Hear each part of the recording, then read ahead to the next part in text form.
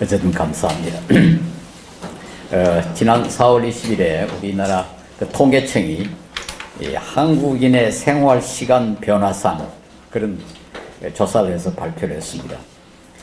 1999년부터 2014년까지 15년간의 10세 이상의 우리 한국인의 수면, 식사 등 그 개인의 유지를 위해서 사용하는 시간은 56분 늘어났답니다.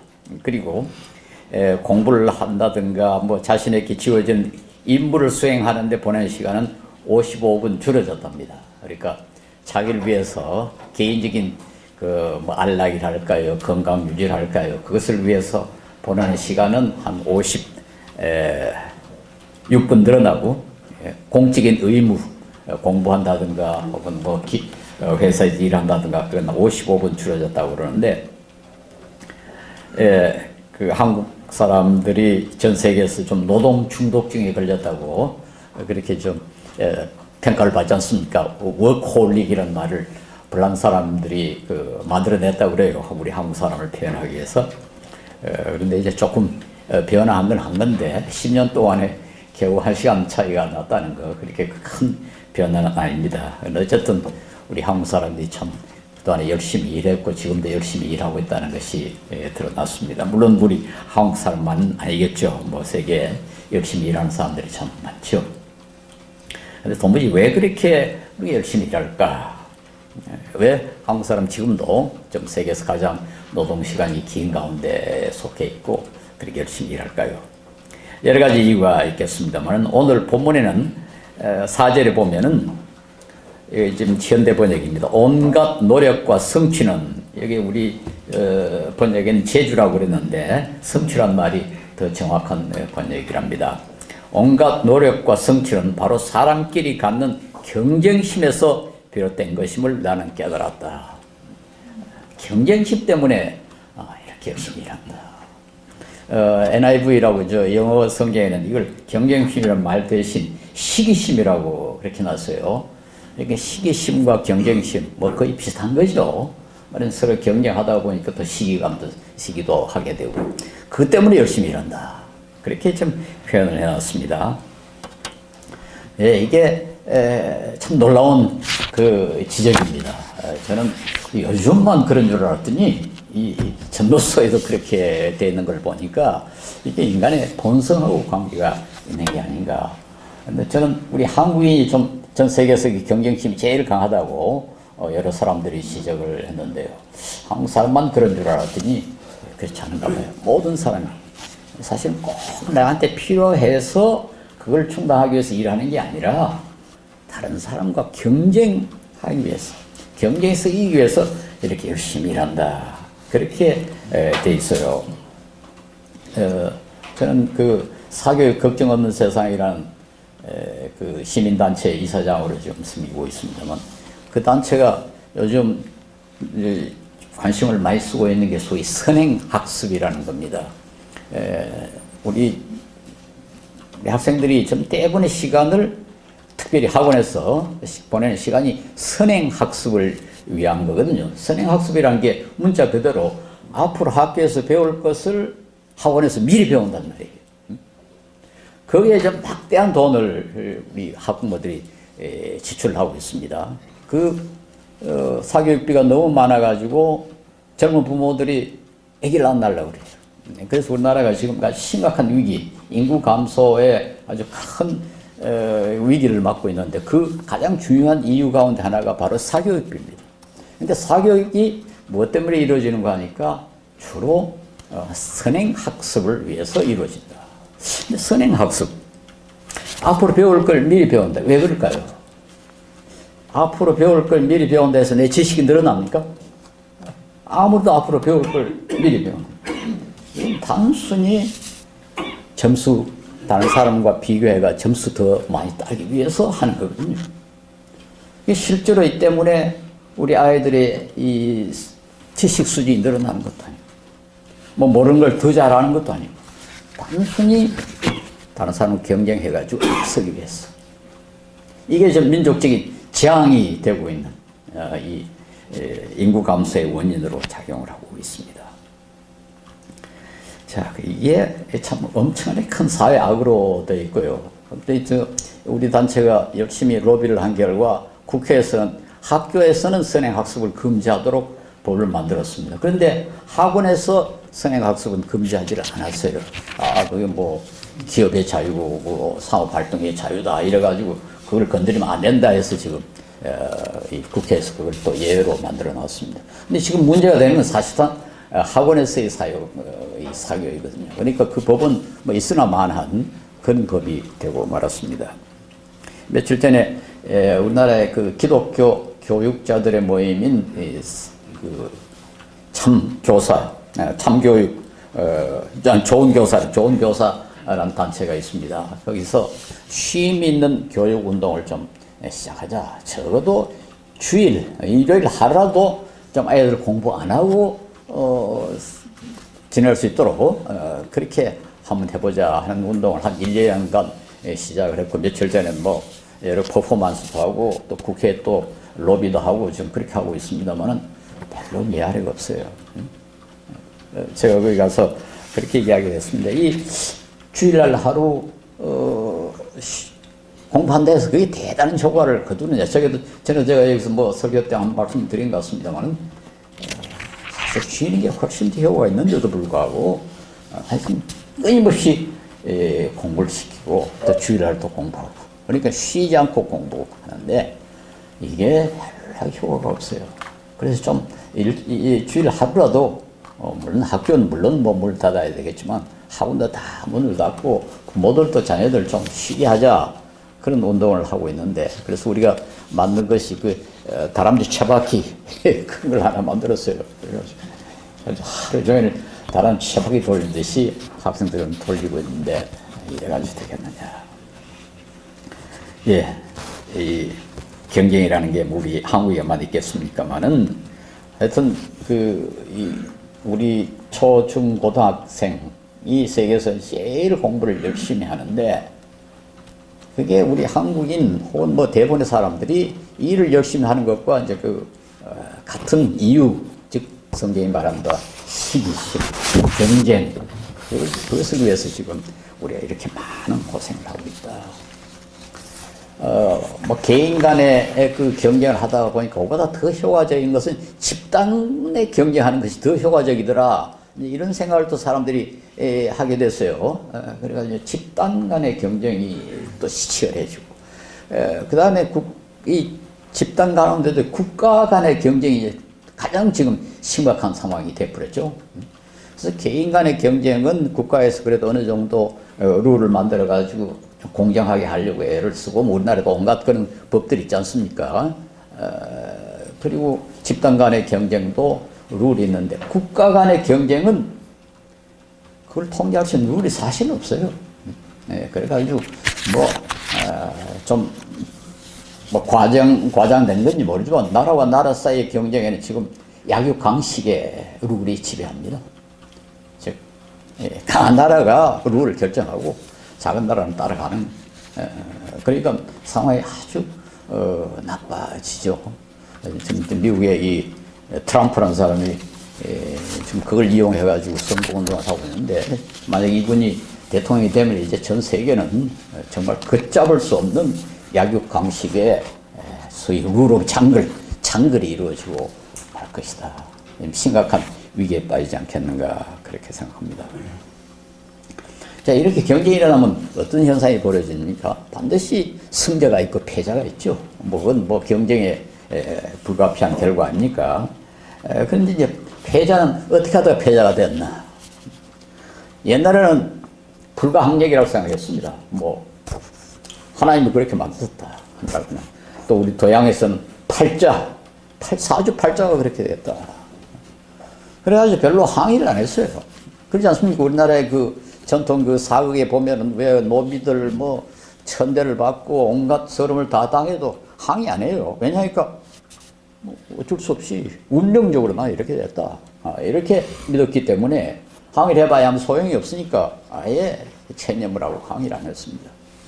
근데 우리가 그동안 그 경험을 통해서 또 우리 생활의 방식이 점점점 바뀌어져 가지고 이게 불가항력이 아니고 사회적인 원인에 의해서 생긴 거다 하는 것이 또 드러났어요. 물론 뭐 그게 전부 다는 아닙니다만은 뭐 사람 몸이 약하게 태어났거나 또 지능이 좀 떨어지게 태어났거나 혹은 지능은 아주 뛰어나고 몸도 건강한데 부모가 가난해가지고 그 지능을 개발할 수 있는 기회를 갖지 못했거나 또 사회가 워낙 가난해가지고 제대로 교육을 못 시키거나 뭐 이런 것들이 다 원인이 아닙니까? 지금 아프리카에 제가 좀 여러 번 갔습니다만 그 아이들 보면 얼마나 어릴 때고 예쁩니까? 뭐 새카만 아이들이요. 얼마나 예쁜지 몰라요.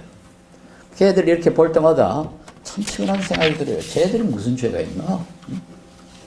그 가운데 아이들 뭐 상당히 머리가 좋은 아이들도 있을 거라고요. 그 교육학자들, 심리학자들이 조사해 본 바에 의하면 모든 사회에서 태어나는 아이들의 IQ, 지능지수는 평균적 지능지수는 비슷하답니다.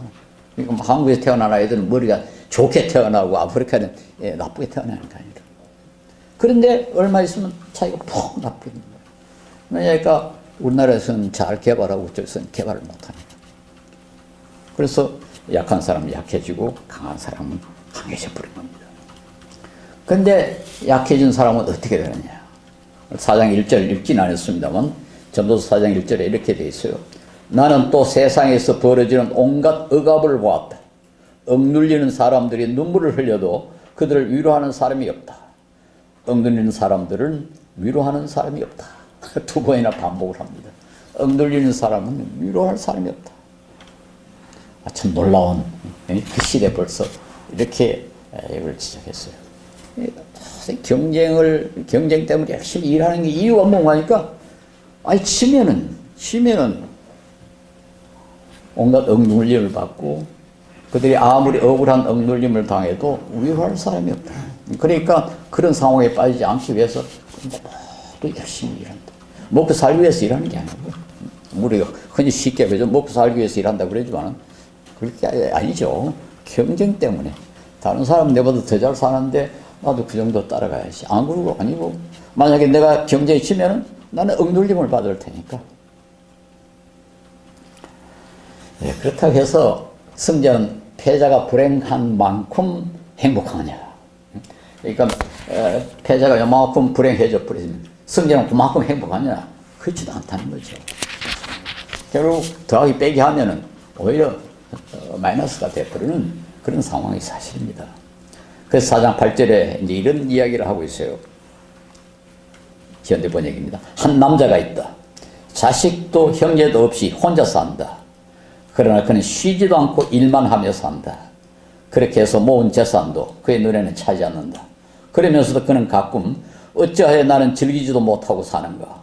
도대체 내가 누구 때문에 이 수고를 하는가? 하고 말하니 그의 수고도 헛되고 부질없는 일이다. 아주 오늘날 상황처럼 그렇게 지금 쓰고 있어요. 어떤 사람이 자식도 없고 나눠줄 사람도 없고 아무도 없는데 열심히 일하는 거예요. 정신없이 일해요. 잔뜩 벌어놓고는 그것도 만족이 안 되는 겁니다. 왜냐니까 다른 사람이 더 많이 또 가지고 있으니까. 그래 놓고는 가끔 자기 자신을 살핍니다. 도대체 내가 왜 이렇게 열심히 일하지? 나는 왜 즐기지도 못하고 누굴 위해서 내가 이렇게 열심히 일하지? 그런다는 거죠. 오늘의 그 한국인의 대부분을 지금 서술 아닌가 그런 생각이 들어요. 또 이 사람은 그래도 머리가 괜찮은 사람입니다. 그래도 한 번씩 반성을 하는 거죠. 내가 왜 뭐 때문에 이렇게 일하지? 근데 우리 지금 그런 생각도 안 하는 사람이 대부분 아닙니까? 근데 정신없이 다람쥐바퀴 돌듯이 계속 일만 하는 거죠. 왜 일하는지 한 번도 반성하지 않고. 예, 우리도 사실은 이런 생각을 한 번씩 해볼 필요가 있습니다. 우리 공부하는 사람도 왜 내가 공부를 이렇게 하지? 또 일하는 사람도 왜 내가 이렇게 일하지? 돈 버는 사람도 왜 내가 뭐 때문에 누굴 위해서 내가 지금 이렇게 일하지? 그게 그 인간의 특징 아닙니까? 짐승은 반성할 능력이 없습니다. 본능대로 행동합니다. 사람은 되돌아볼 수 있는 그런 능력이 있지 않습니까? 그리고 자기의 생각에 따라서 자기 행동이 결정이 되니까 내가 왜 이렇게 일하나 알아보고 이게 정말 가치 있나 근본적으로 따져봐야 할 그런 상황인데 우리는 그렇게 하지를 못하고 그냥 뼈 빠지게 일만 하고 어떤 데는 돈 벌기 위해서 자기 자신만 그렇게 고생을 시키는 게 아니라 비신사적인, 비도덕적인, 불법적인 행위까지 그렇게 돈을 벌려고.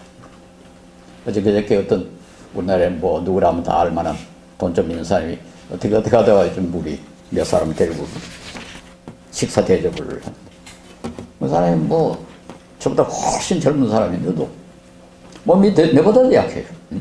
80 가까운 내보다도 그 사람은 뭐 한 60대 정도 되는 건데 그 위에 뭐 역류 위산 역류가 착생해가지고 그렇게 고생을 한다고 그래요.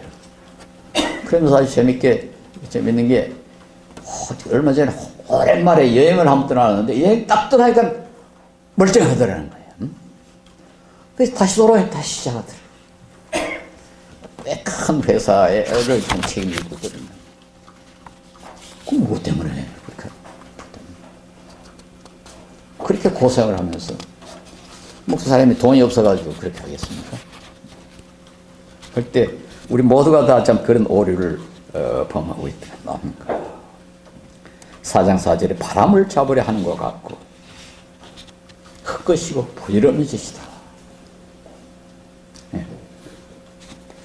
자 그렇다면 우린 또 우리 한국인들을 뭐 나야 뭐 이만큼 쓸수 이만큼 되지만 그래도 우리 자식은 제대로 그 교육시키고 또 잘 살아야 되지 않나 또 이렇게 이제 생각해서 자식을 위해서 또 이렇게 열심히 일한다. 근데 그것도 사실은 따져보면 정말 그게 자식에게 도움이 되느냐.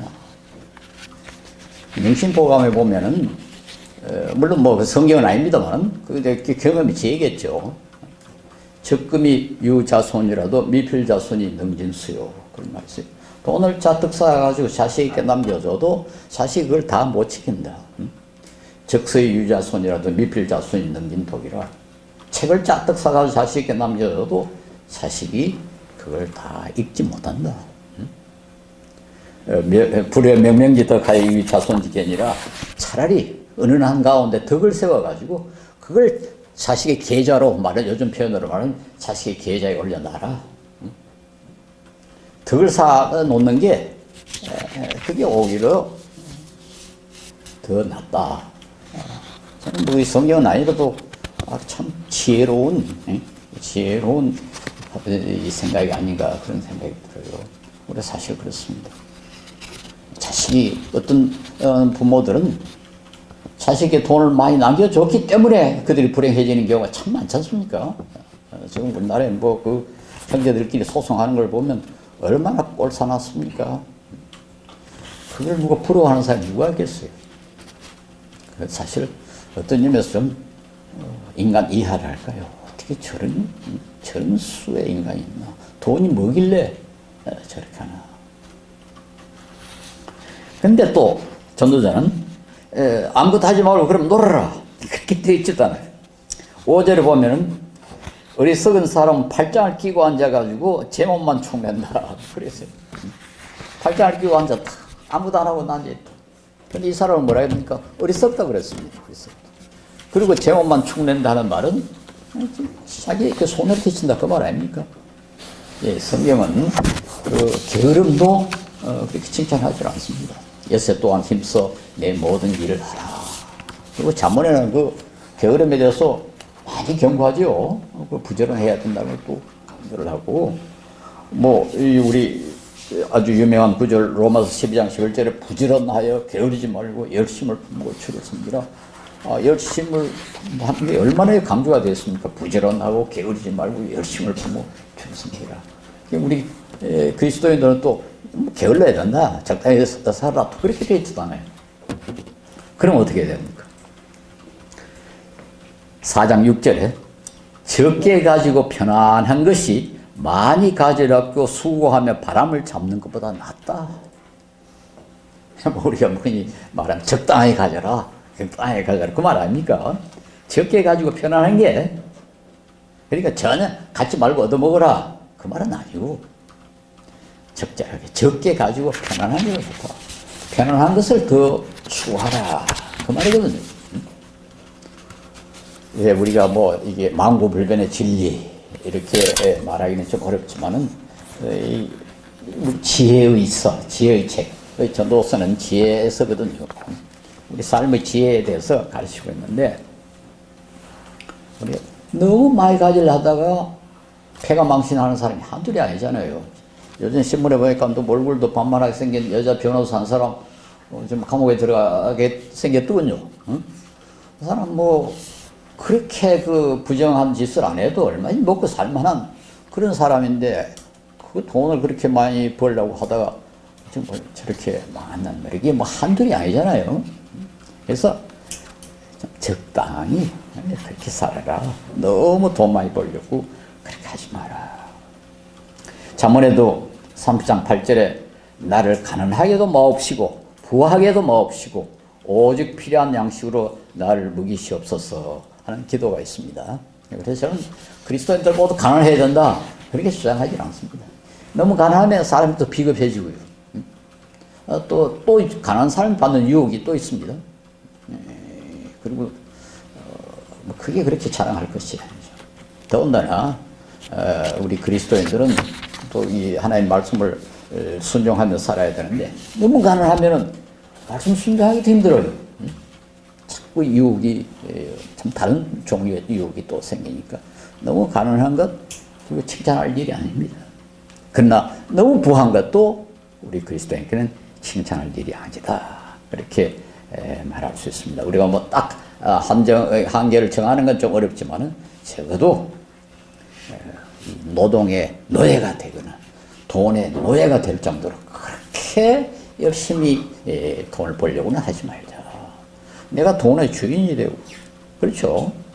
이게 나에게 정말로 필요하냐? 정말로 이만큼 필요하냐? 그 정도까지는 하고, 그 외에 그것 때문에 너무 욕심을 부리지 말자 하는 게 중요하다. 그렇게 생각합니다. 저는 돈 버는 일은 안 했지만은 공부하는 일을 일생 동안 했는데 젊을 때는 하여튼 뭐 책만 보면은 뭐 좋은 책이라면 뭐 점심을 굶어가면서 샀어요. 한 번은 뭐 어떤 철학자가 학위 논문을 쓴 그 대상 철학자 책이 절판이 됐는데 어디 경매에 나왔어요. 그래서 제가 경매에 가가지고 엄청나게 비싸게 샀습니다. 그 책 반도 안 읽었어요. 뭐 우리 집에 책이 뭐 엄청나게 많은데 지금 철수 곤란합니다. 뭐 여기도 주고 저기도 주고 도서관에 막 보내도 요즘 도서관도 좋아하지도 않아요. 요새 뭐 인터넷에 다 있는데 뭐 하려고 책을 뭐 책꽂이에 넣습니까? 그러니까 반가워하지도 않고 돌리는 것도 아깝고 뭐 보면 뭐 줄 쳐놓고 뭐 써놓고 공부는 이제 한 책이 꽤 있어요. 끝에서 그게 내 머리에 남아있는 것도 아니고 그걸 내가 이용한 것도 아니고 돈을 그렇게 참겠는가 책을 그렇게 참겠는가 그런 생각을 합니다. 우리가 그런 것 때문에 다른 사람 억울하게 하고 다른 사람 무시하고 다른 사람을 도와서 도울 수 있는데도 불구하고 돕지도 못하고 그렇게 해가지고 자꾸 그래가지고 나중에 저처럼 제가 책 후회하듯이 이 돈이 무슨 소용이겠지. 저도 이제 나이가 이제 죽을 때가 가까우니까 뭐 돈에 대해서 좀 시들해졌어요. 가끔 어떤 저 단체에서는 내가 강사료 많이 주면 내가 가는 줄 알고 아예 강사료를 써놨어요. 자기 강사 적을 때는 얼마 드리겠습니다 안 하고 많을 때는 이제 얼마 드리겠습니다 써놨는데 그거 볼 때마다 좀 내가 그러다 해서 갈까? 가겠나? 그 가치가 있을 때 가는 것이 돈에 따라서 우리가 좀 왔다 갔다 해서는 안 되지 않나. 또 어떤 단체 가면은 강사료가 적다고 미안해 하고 상관없습니다. 어떤 단체 가니까 뭐 재능 기부하십시오. 안 받고 이게 돈이 그렇게 중요하지 않게 돼버리는 거예요. 죽을 때가 가까우니까. 뭐 자식들도 부자는 아니지만 뭐 굶어 죽진 않겠지. 우리 자식 하나는 집도 없이 지금 전세 살고 있습니다만 그래도 뭐 큰 걱정을 안 하고 있습니다. 뭐 하나님이 다 먹여주시겠지. 근데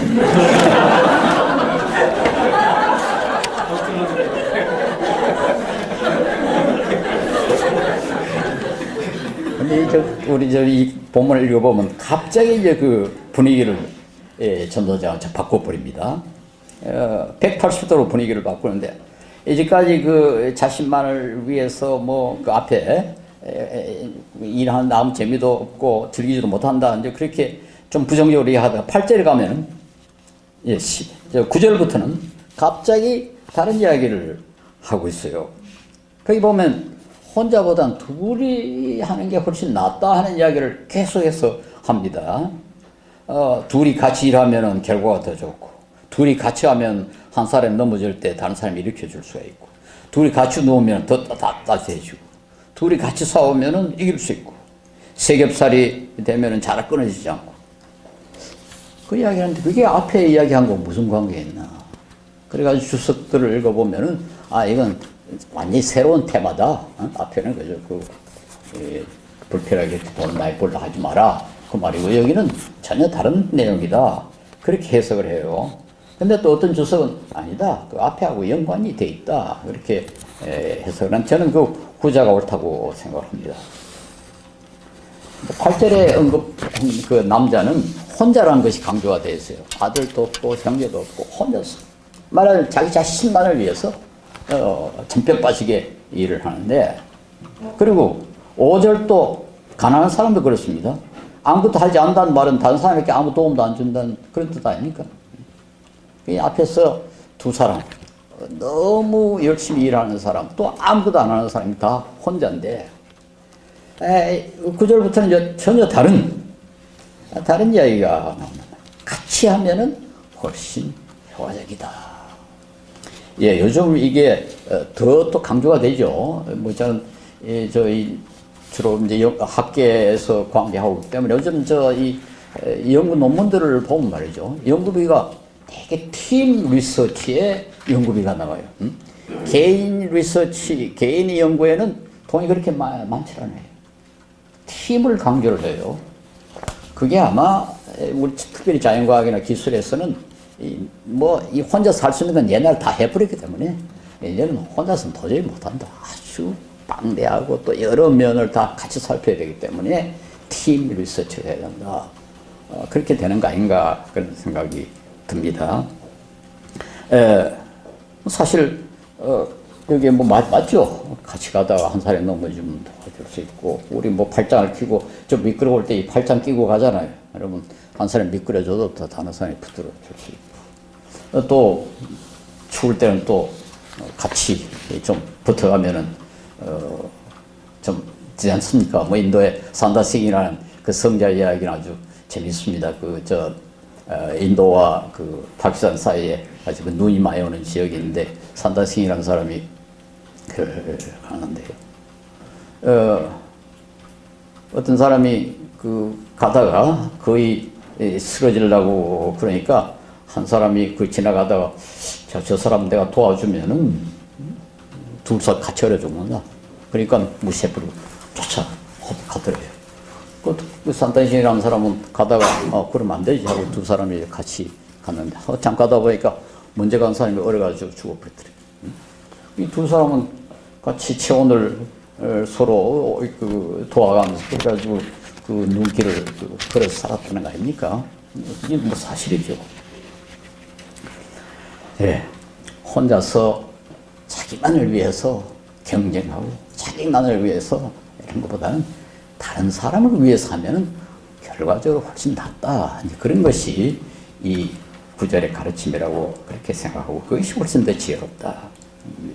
우리가 왜 많이 듣는 예가 있지 않습니까? 사람이 죽으면은 팔이 이렇게 굽어지지 않는다. 뭐 물론 이제 만들어낸 이야기지만, 그런데 지옥에 가면은 이 뻣뻣한 팔로 먹으려고 암만 해도 이 손을 입에 댈 수 없어가지고 다 좀 철철 굶고 있더라.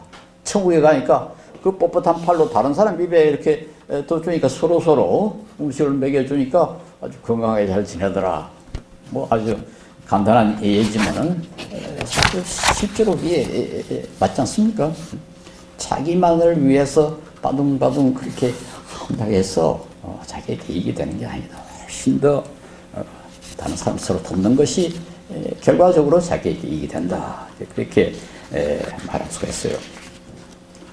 우리의 삶이라는 게 사실은 오늘 특별히 이제 다른 사람과 관계에서 이루어지고 우리의 삶이 다른 사람에 의해서 영향을 받고 우리가 또 다른 사람에게 영향을 줍니다. 요새 그 혹시 들어보셨는지 모르지만 사회과학에서 소위 그 수인의 딜레마라는 그런 유명한 예화가 있지 않습니까? 두 사람이 이제 같이 범죄를 했는데 두 사람이 잡혀가지고 감옥에 있는데 다른 사람이 이제 다른 방에 이렇게 가다 나왔습니다. 그리고 취재를 하는데 이런 제안을 했다고 합니다.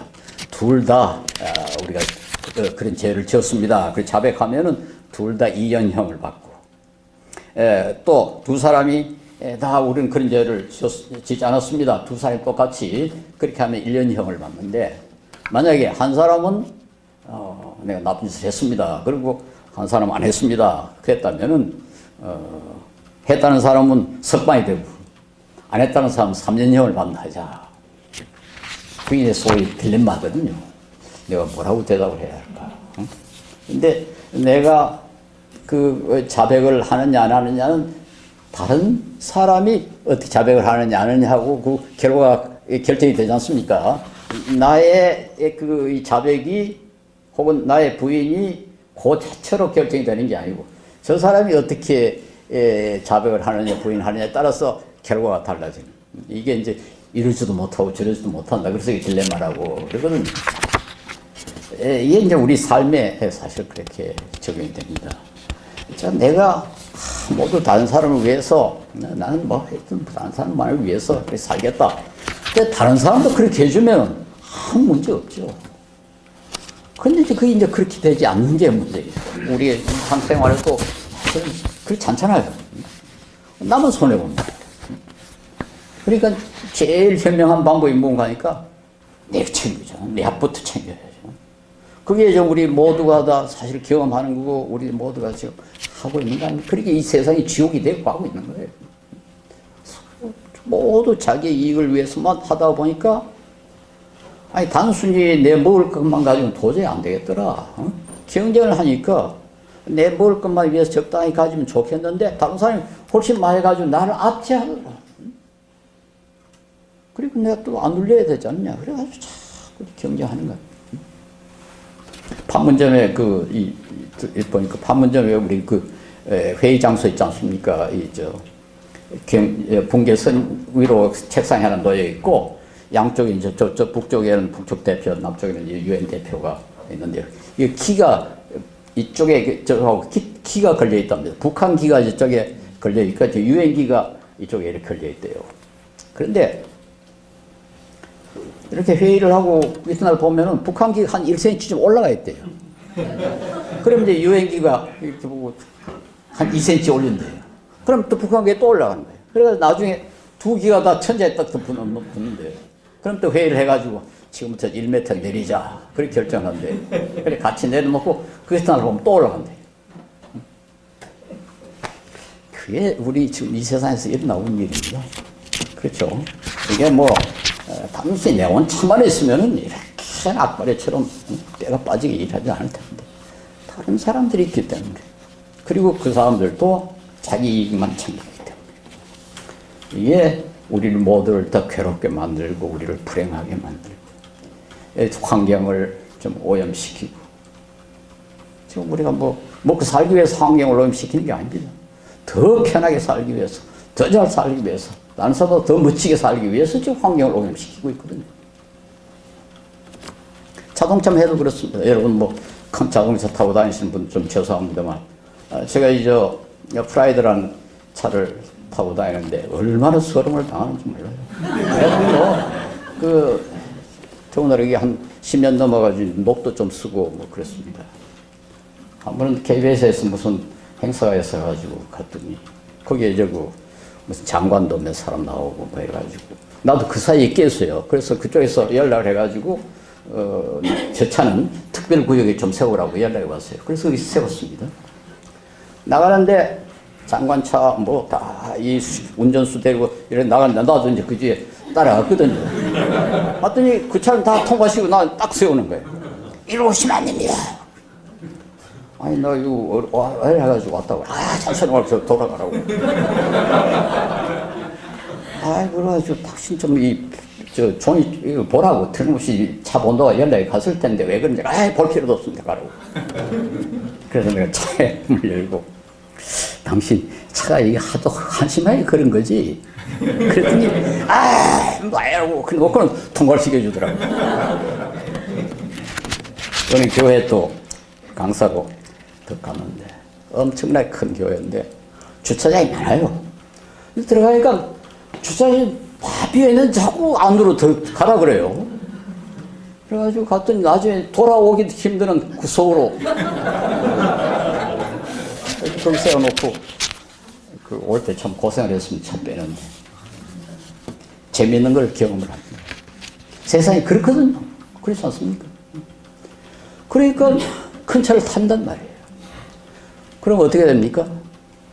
환경이 오염되죠. 기름이 많이 사용될 수밖에 없지 않습니까? 이 세상이 지금 그렇게 돌아가고 있는 겁니다. 자, 그러면 우리는 어떻게 해야 되나? 우리가 이 세상 사람들처럼 그렇게 그 속에 끼어들어가지고 다람쥐 척기 돌듯이 그렇게 돌아야 하나? 이게 우리 그리스도인이 좀 다르게 살아야 되지 않나 하는 것이 제 생각입니다. 성경은 우리에게 뭐 이 땅 위에서 축복도 하시고 예수님이 세상에 오시고 온 우주는 하나님이 지배하여 있고 역사도 하나님이 지배하여 있고 그렇지만은 동시에 성경이 뭘 강조를 하는 거지? 우리는 나그네라고. 특별히 그 베드로전서 읽어보면 아직 나그네에게 보낸 편지라고 돼 있어요. 그리고 그 뒤에 보면 행인과 나그네 같은 너희를 권하노니.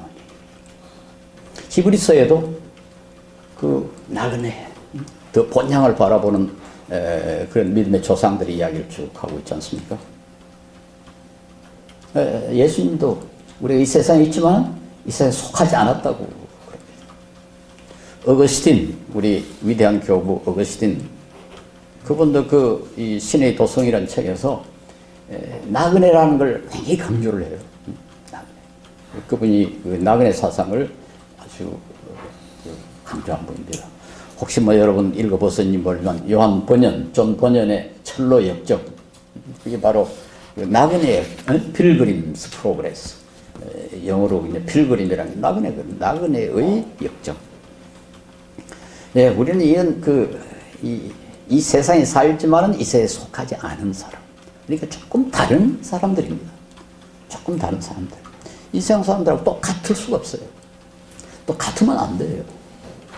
실제로 우리는 우리의 본향은 다른 곳에 있다.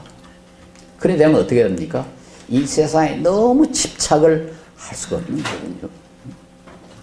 제가 이 네덜란드에서 유학할 때 전 나그네였죠. 이게 나그네는 심정이라는 게 어떤가 하는 걸 잘 알겠어요. 그 나라에 뭐 가령 신문에 뭐 우리 경제가 엉망이다, 뭐 정치가 엉망이다 하면 나는 이렇게 쭉 안 됐네. 내하고는 뭐 그렇게 관심이 없는 거죠. 그리고 뭐 또 잘 된다고 하면 뭐 잘 됐네. 근데 한국에 대해서 이만큼 기사가 나면 꼭 보고는 그게 뭐 괜히 그것에 대해서는 또 반응을 많이 한단 말이에요. 조금 잘 된다면 아주 좋고 뭐 나쁘다면 참 슬프고 그게 나그네거든. 근데 가령 책 의자를 하나 사야 되겠는데 뭐 의자가 필요한데 얼마씩 내가 돌아갈 건데 좋은 거 사서 뭐해? 그래가지고 자전거 타고 돌아다니다가 길가에 이제 그 의자 버린 거 주워가지고 좀 수리해가지고 쓰고. 그게 뭐 내한테는 전혀 문제가 안 되는 거죠. 내가 여기 영원히 살 것도 아닌데 곧 돌아갈 텐데 웃음 쓰면 되는 거지. 그게 나그네의 심정입니다. 그래서 우리가 좀 이 나그네 심정을 좀 가져야 되지 않나. 우리가 너무 이 세상의 것에 집착하지 말자. 이게 우리의 영원한 본향이 아니다. 이 우리 그리스도인의 아주 중요한 특권이고 어떤 것은 특징이 아닌가 그렇게 생각합니다. 그래서 오히려 우리는 조금 성경이 가르치는 이 제도로 조금 절차, 너무 다른 사람과 경쟁해가지고 앞서가려고 하지 말고 우리 성경이 그렇게 가르치는 그 고상한 사랑, 내가 조금 손해보고 다른 사람의 이익을 위하여, 다른 사람이 더 편리하게 하기 위하여. 그래서 우리 기독교의 실천운동이 말하는 소위 자발적 불편운동, 자발적 불편운동을 지금 펴고 있는데 우리 조금 불편하게 살자. 다른 사람 편리하게 하기 위해서 우리가 좀 불편하게 살자.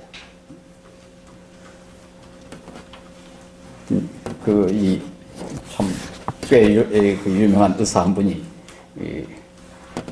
세브란스의 원장도 하신 분이 저보고 그래요. 지하철 탈 때 앉아있지 마라. 서서 될 수 있으면 서라 그래요. 그러면 운동이 된대요.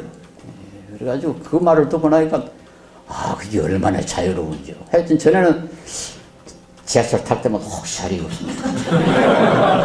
그래가지고 뭐 나도 좀 빨리 들어가고 싶어. 그러다가 요즘은 제일 꼴찌로 들어가서 혹시 자리 빌까봐 걱정이에요. 자리가 나면 또 노인들이 자꾸 앉으라고 그러거든요. 어떤 노인가. 근데 그래서 일부러 자리가 제일 적은 쪽은 휠체어 그려져 있는 칸이 있어요. 그건 한쪽은 휠체어 하려가 자리가 3자리밖에 없습니다. 노인들 자리가. 일부러 저는 거기 갑니다. 그래야 자리가 없거든요. 그래야 서 있어도 편하죠. 비어 있으면 자꾸 다른 노인들이 앉으라 해가지고 하는 수 없이 앉아야 됩니다. 야, 그 자리 하나, 그거 자유롭다는 게 심리적으로 얼마나 큰 차이가 나는지 몰라요. 여유가 생겨버리는 거예요. 자리가 없으면 더 좋고, 있어도 하는 수 없이 괜찮고. 우리가 좀 그런 여유를 가지고 살면은 좋지 않겠나. 저는 이번에 지난 선거에 기독민주당이 2.64%를 얻었답니다. 그런데 3%가 되면 이제 의석 하나가 생기는데, 그걸 못해서 모자라서 이석이 얻는데 실패했는데, 많은 사람들이 예상보다 표가 많이 나왔다고 그래요. 이걸 우리가 자랑해야 할지, 좋아해야 할지, 슬퍼해야 할지, 저는 참 위험하다고 생각합니다. 이번에 기독민주당이 제시한 게 뭡니까? 딱 이 동성애 반대, 이슬람 반대, 차별금지법 반대, 모두 반대 세가지고, 이건 모두 우리 하나의 기독교 집단의 이익, 그걸 가지고 지금 선거운동을 했거든요. 우리 기독교가 그렇게 한심한 모습을 보여야 되겠습니까? 적어도 기독교 정당이라면 세계 평화, 군수 좀 줄이자, 무기 좀 줄이자, 우리 환경, 이건 너무 나빠진다. 환경 좀 보호하자. 가난한 사람 좀 돕자. 저 어려운 나라들 좀 돕자. 우리 좀 전기 아끼고 핵발전 좀 줄이자. 이런 걸 내세워야 되지 않겠어요? 우리 기독교는 고상한 종교입니다. 째째하게 우리한테 이익되는 그거 주장하는, 그건 이 세상의 정당이라는 거예요.